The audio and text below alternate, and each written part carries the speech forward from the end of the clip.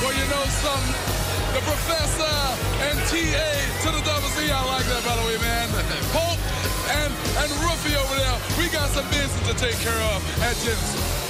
I noticed how Wolf was looking over at you. You could care less. You're looking at your bling. You got a lot of bling. Yeah, bling, this set just got a whole lot prettier. His opponent from the Nation of Violence, the Samoan submission machine, Samoa Joe! What do you think just 3 days before your one-on-one matchup with Desmond Wolf at Genesis, and he's got to face the Samoan submission machine, the man who has a TNA World Heavyweight title shot in the bank with that Feast or Fire case. I'm talking about Samoa Joe. But I mean, make no mistake about it here. I mean, Samoa Joe, you know, former World Heavyweight champion, and he's going for it again.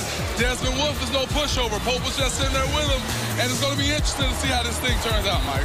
Well, I mean, I would assume, Pope, that you got to be a little happy that, you know, Wolf's got to get in there right now, a couple days before Genesis, with a man to the level of a Samoa Joe. Taz, with all due respect, and trust me now, you may not be as pimping as Pope, but I respect your opinion. And trust me, look here, man. Pope ain't never asked nobody for any help.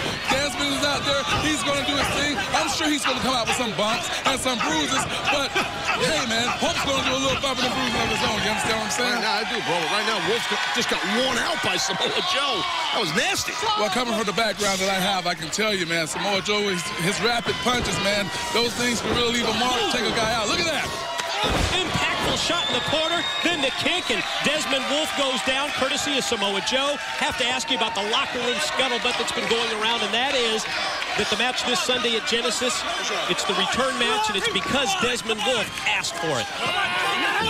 Pope goes out there each and every night. Pope does his thing, and Desmond Wolf, Pope is in this thing to win it, man. And Desmond, Ruffy was just in it for Pope to beat him, man. What's the Ruffy thing? What a slam. Quick pin, quick cover, 2 count. I like the Ruffy. I don't get, can you teach me that lingo? What's that? I mean, Ruff is, you know, obviously he's beneath. Oh, I got it. He's beneath. Ruff. All dogs rough, right? I hear you, bro. I hear you. Thank you. I'm getting old. Pope can see that. Thank you, Pope. I thought you liked it. Oh, look at Joe now going for the choke. Rear naked choke, but a smart move here, strategy-wise, by Desmond Wolf. Hitting the back into the corner, connects with the elbow, and here he comes. Overpowered by Samoa Joe. Now, see, Michael, here's the thing. While Pope is set out here and Pope has already defeated Desmond, Pope is not taken away and will not take away from the technical ability of one Desmond Ruffy. But when he gets in there with a guy like Joe, man, this guy has to capitalize at every opportunity that he gets, or that same outcome is going to be the result. How does it make you feel, Pope? I'm sorry, Mike, go ahead. I interrupted you. No, you go ahead. You go ahead. Hey, how about this? How about Pope go ahead? Look at the roll by Ruffy, and once again, there he goes. That's what I'm talking about. The ability, the technical ability, and ring savvy. You know, Pope watches this guy. Pope studies. Well, Pope would have been able to come out on top on that historical impact. Well, you're a student of the game, and we can see that. Let's talk one more thing about that historical, that live impact. Orlando Jordan wasn't afraid to walk in on your interview time, was he? Hey, and trust me, Pope isn't afraid to pimp slap that Whoopi Goldberg looking like, much like Danny Glover did on Color Purple. You feel what I'm saying? I followed it.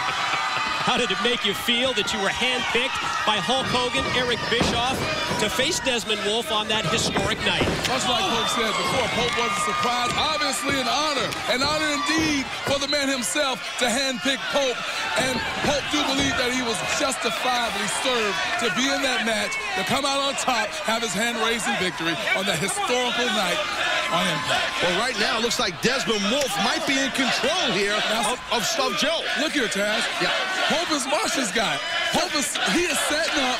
Obviously, Jones watched as well. Yeah, he was going for the Tower of London. Absolutely. Joe cross-faced his way out of it, going for that rear choke. Rear naked choke, but that's a lot of Samoa Joe's ring positioning look at Joe. up on top. That's a set up for a Tower of London. And Joe got caught with the Tower of London while he had the choke, and Desmond Wolf gets the pin. Pope will not be caught in that. If I do, the outcome may not be it may be the same, and Pope will be watching his tape. Pope will be studying his always. That was impressive, bro. For him to get out of that rear naked choke and counter it the way that Wolf did, that was impressive. I mean, you got to give the man credit. Again, Pope is not going to take away from this guy's ability in the ring. Pope is just going to make sure that he's one step faster, one step quicker, and use all the Pope necessary tools to come out on top yet again. I want to thank you for joining us out here. Sorry Mike had to be with us, but, you know, he's kind of the play-by-play guy. Yeah, but feelings mutual. Anytime, Pope. Hey, You're welcome out here at the broadcast table. Hey, man, you ain't got to tell Pope that. Pope, if I can beat Joe, think what I can do to you. Hey. Come Genesis, I'm going to destroy you. Pope is sat here and put you over, man. Don't get too happy. You know it. Let the people These do that. people know it. You know, I'm come beating Sunday, you, my friend, and I'm gonna Pope is kill going to you. bring all of his people, his congregation, and we're going to get fucking like a donkey. That means I'm going to be the that's going to kick your You understand what I'm saying? You saw what I did tonight. Sunday at Genesis. It's the return match. Desmond Wolfe requested it. He gets the Pope. This guy got some nerve.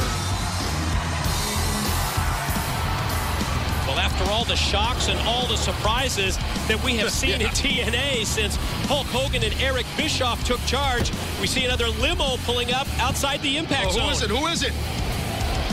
That's who it is. Oh, yeah, Slick Rick. Nature Boy, Ric Flair, headed into the impact zone, and guess what? He's going to join Taz and I on color commentary. This is going to be great. Woo!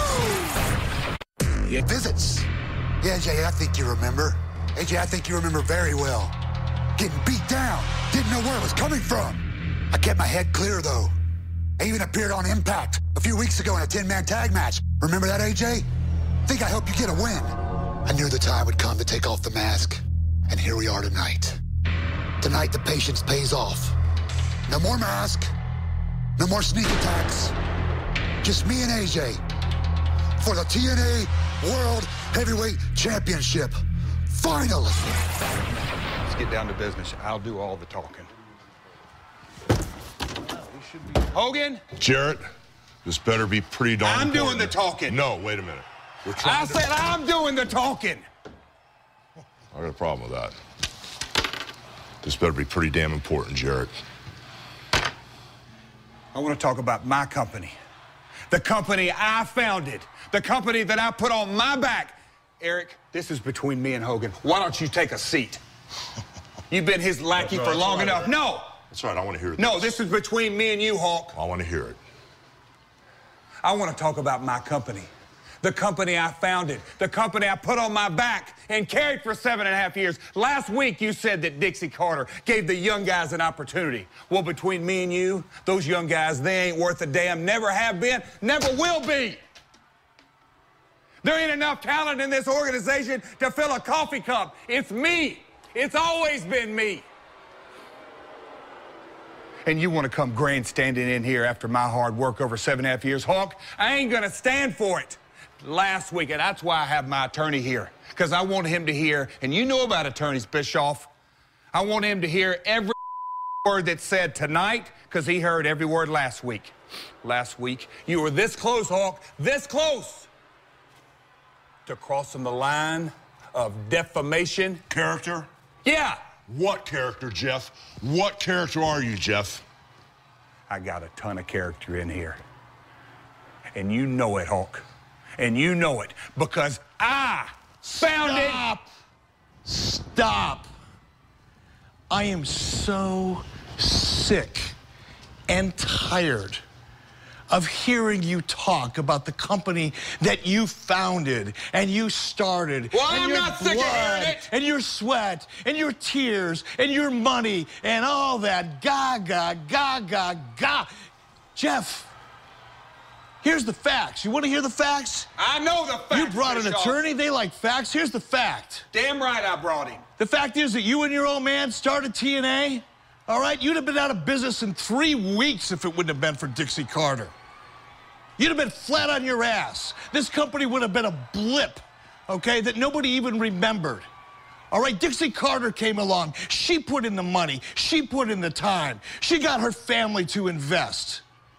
You've conned her. You've conned the talent in this company. You've conned everybody that you've come into contact with into thinking that somehow you've got the magic potion and you know how to turn this company around. Well, guess what? This company is going to turn around, Jeff, but it's going to turn around because of Hulk Hogan and Eric Bischoff, not because of you. So take your con, take your story, and take it down the street.